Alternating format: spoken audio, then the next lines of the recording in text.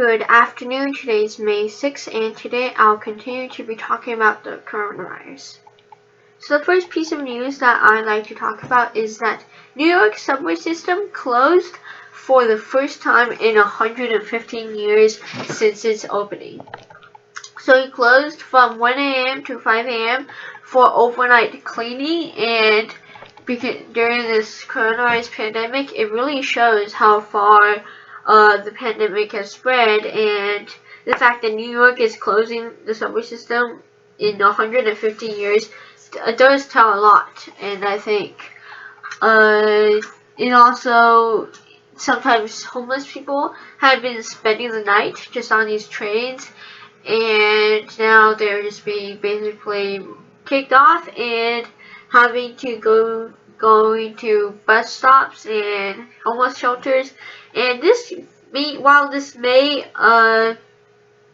push the vulnerable into a more vulnerable position, I do believe that cleaning these subways is a very good idea. After all, New York's economy practically depends on these subways, as there's so many people who ride them, and the economy won't fully reopen until the subway reopens. So I feel like this is just a step toward reopening the economy, that if we can clean the subways, get them as quickly back to work as quickly as we can, then we may start reopening the economy. And let's hope that we do get over this pandemic as quickly as possible.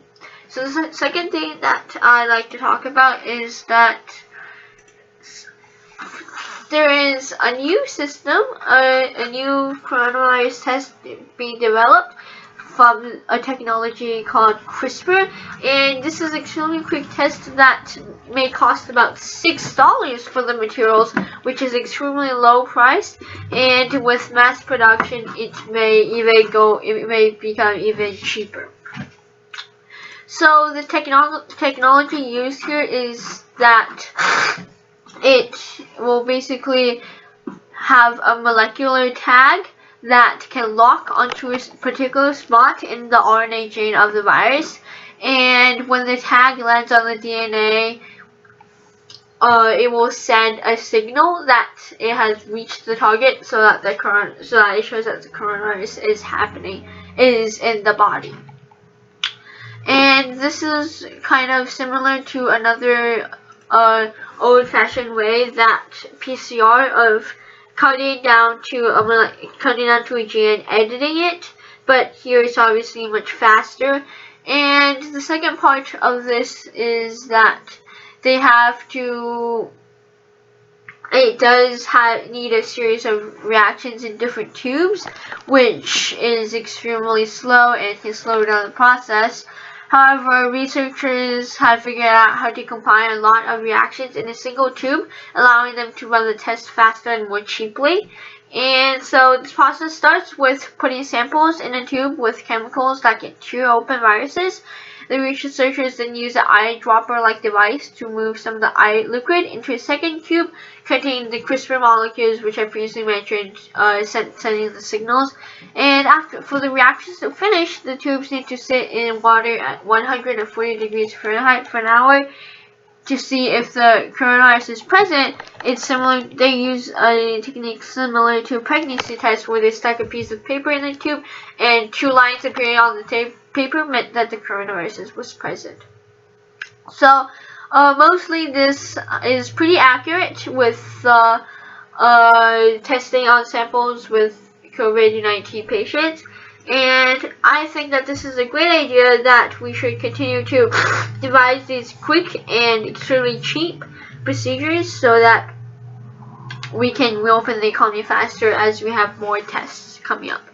And the third thing that I like to talk about is that a paper released online saying that a mutation in the coronavirus arose in Europe will rapidly spread, becoming dominant as the virus was reduced into new countries. So this online paper said that the mutation is of urgent concern because it made the coronavirus more transmissible.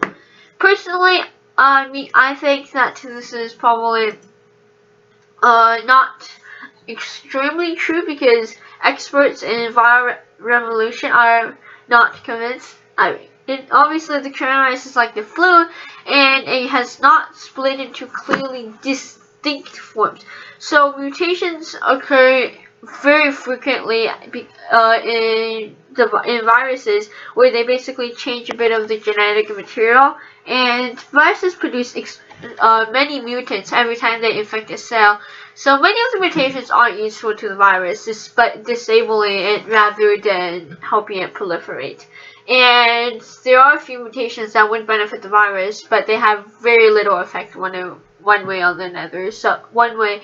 or another. So I don't think that there is enough evidence that shows that the coronavirus has become extremely deadly with one mutation, and